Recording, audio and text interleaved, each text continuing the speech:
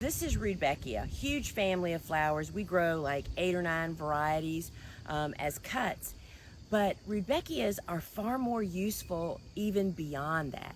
They are a absolute delight of native bees and lots of other pollinators.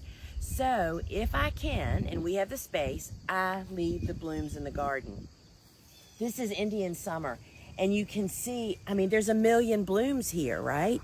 So we have cut a ton from it. So I choose to leave them because of the benefit they bring to the bigger picture of my farm. And so sometimes we don't think beyond the actual like cut flowers.